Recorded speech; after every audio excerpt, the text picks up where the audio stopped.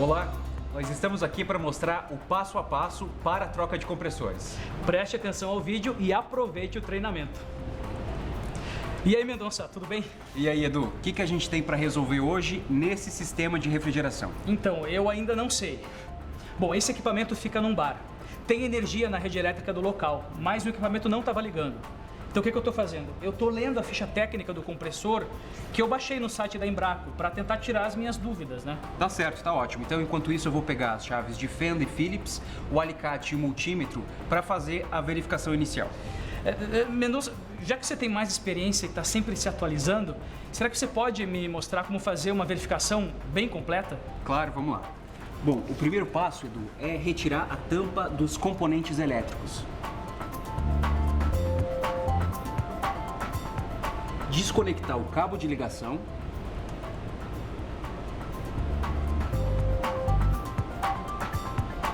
Retirar o relé.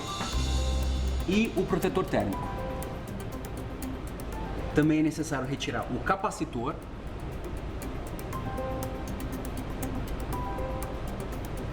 Depois, nós devemos verificar a continuidade elétrica no cabo de ligação.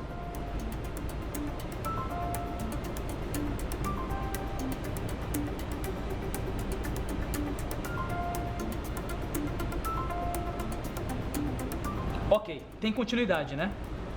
Sim, então tem que testar a continuidade elétrica no protetor térmico. E a capacitância do capacitor.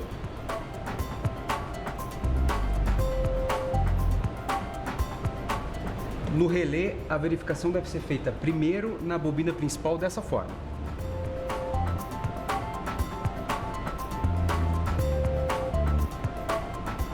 Tem continuidade elétrica, então tá certo. Depois nós fazemos na bobina auxiliar. Nesse caso, nós devemos fazer primeiro a verificação com ela na posição correta e deve indicar não continuidade elétrica. Depois nós viramos de cabeça para baixo e aí sim deve indicar continuidade. O relé tá ok. Ah, certo. Então agora a gente precisa verificar a bobina do compressor através dos 3 contatos do terminal Fusite, testando 2 de cada vez. Aqui tá tudo certo.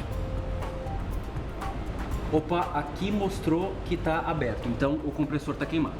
Certo, então vamos trocar. Ok, eu vou liberar o fluido refrigerante. Me alcança a válvula perfuradora e aquele manifold ali.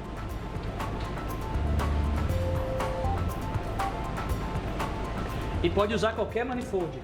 Não, Edu, tem que utilizar o manifold adequado para cada tipo de fluido refrigerante. A gente faz isso para evitar qualquer contaminação pelos diferentes tipos de óleos e também tomar o cuidado necessário com as diversas pressões. Ah, entendi. E como você faz para liberar o fluido corretamente? É só você instalar uma válvula perfuradora no tubo de processo e abrir a válvula para liberar o fluido. De preferência em lugares abertos para evitar o acúmulo de gases. Ah, então posso liberar qualquer tipo de fluido na atmosfera dessa maneira? Não, não é bem assim, Edu. Esse compressor aqui tem R290, que é um gás ecológico e pode ser solto na atmosfera, assim como o R600A dos refrigeradores domésticos. Para qualquer outro tipo de fluido, é obrigatória a utilização de uma máquina recolhedora de fluidos, pois a maioria dos gases causa danos à camada de ozônio e aumenta o efeito estufa. Tá entendido? Entendi. Então, liberado o fluido, nós vamos conectar o cilindro de nitrogênio no manifold e injetar o gás numa pressão de 50 psi. Mas por que injetar nitrogênio?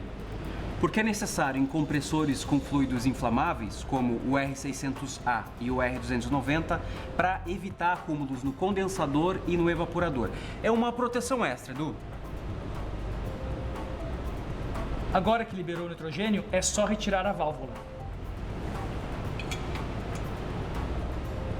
Tem que lixar as tubulações originais do refrigerador? Tem sim, para facilitar a soldagem.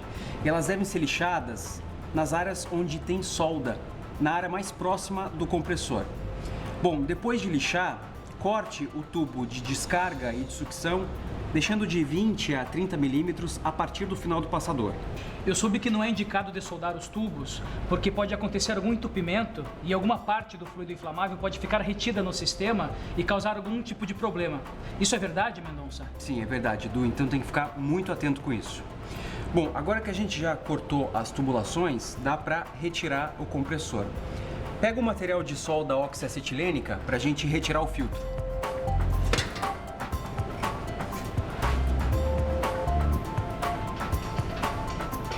Mas não dá para utilizar esse mesmo filtro?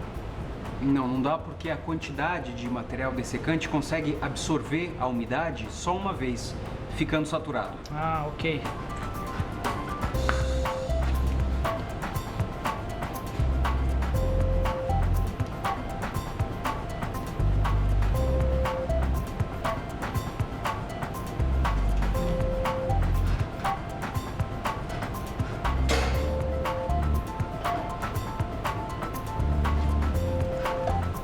Isso mesmo, chama neutra, nem oxidante e nem carburante. Ixi, o tubo capilar entupiu. E agora? Sem problemas, Edu. É só cortar de 20 a 30 milímetros da ponta do tubo com uma lima. Agora nós vamos limpar o circuito para remover resíduos e injetar o nitrogênio.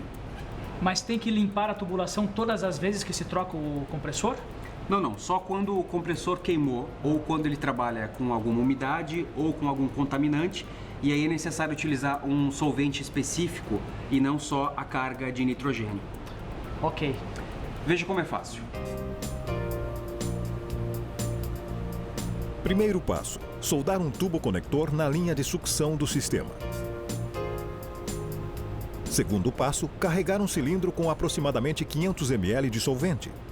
Terceiro passo: acoplar o cilindro com solvente no conector da linha de sucção. Quarto passo: acoplar o cilindro de N2 no cilindro com solvente, com a ajuda do manifold. E colocar a ponta do capilar dentro de um recipiente para receber o solvente usado. Quinto passo: liberar N2 a aproximadamente 50 psi e abrir o registro do cilindro que está com o solvente. Sexto passo: aguardar a passagem do solvente pela tubulação até sair apenas N2 na ponta do capilar. Ainda precisa do nitrogênio? Precisa sim, depois de limpar, precisa de uma carga de nitrogênio para eliminar eventuais resíduos de solvente. Inclusive, repetir todo esse processo para o condensador. Ótimo, agora já dá para instalar o filtro novo. Qualquer filtro serve? Não, é necessário verificar o filtro certo para cada tipo de fluido refrigerante. A gente precisa de um filtro com dessecante. Nós vamos utilizar um de 3 vias. Vamos lá. Na via extra, instalamos uma válvula Schrader. É muito importante retirarmos o ventil antes da soldagem.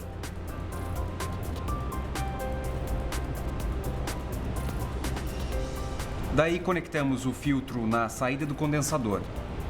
Agora você pode dobrar o tubo capilar em 15 milímetros a partir da ponta e conectar na outra ponta do filtro.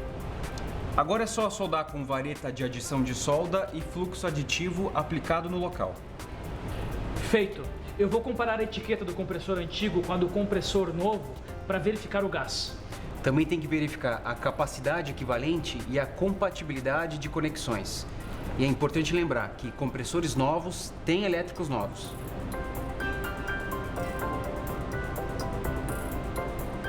Agora tem que verificar os diâmetros dos tubos e as posições dos passadores. Conecte os passadores de descarga e de sucção e instale o tubo de 15 a 20 centímetros no passador de processo com válvula Schrader, tirando o ventil dela antes de soldar. Ok, eu vou fazer a soldagem da mesma forma que antes. É isso aí, Edu.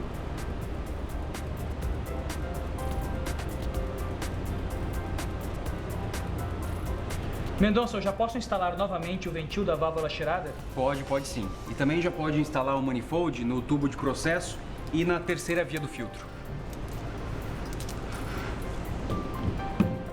Agora nós vamos injetar uma carga de 100 psi de nitrogênio para verificar se houve algum vazamento nas soldas, fazendo o teste de estanqueidade e passando o sniffer ao redor das soldas.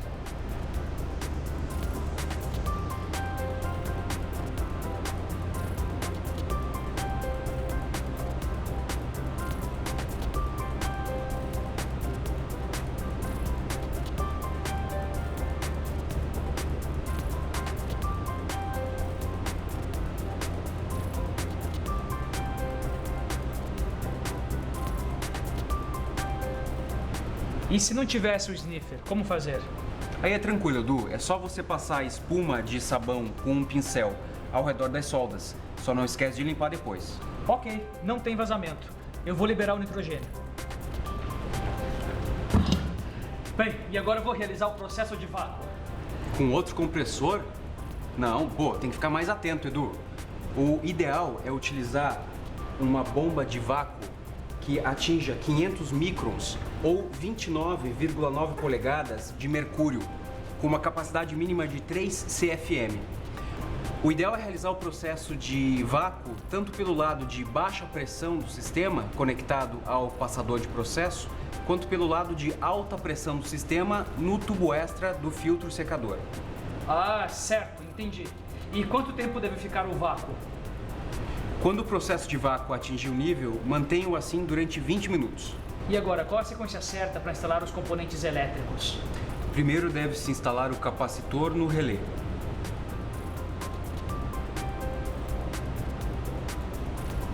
Depois, o protetor térmico e o relé no terminal do compressor. Aí conectamos as instalações elétricas do sistema de refrigeração nos terminais do relé e do protetor térmico. Feito isso, é só colocar a tampa dos componentes elétricos.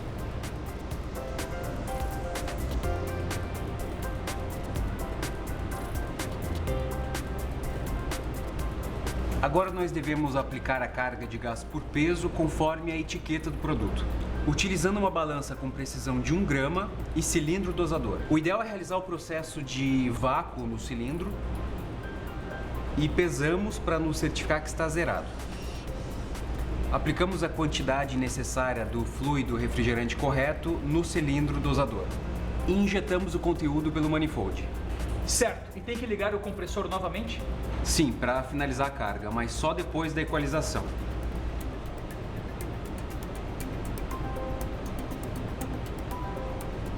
Não esquecendo de fechar o registro de alta.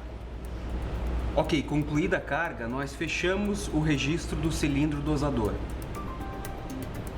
E depois o registro do manifold. Pesa o cilindro para verificar se todo o fluido refrigerante foi aplicado.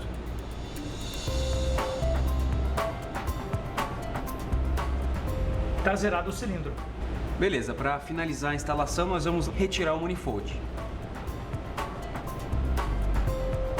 E lacrar o sistema de refrigeração. Aí você pode soldar o tubo de processo e o tubo extra do filtro.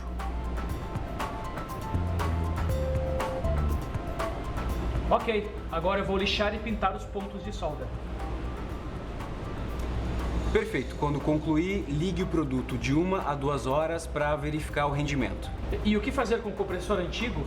É só lacrar os tubos, Edu. O serviço está feito. Puxa, obrigado, Mendonça. Você sabe tudo sobre o assunto. É porque eu sempre costumo me manter atualizado. Aí eu também vou de agora em diante.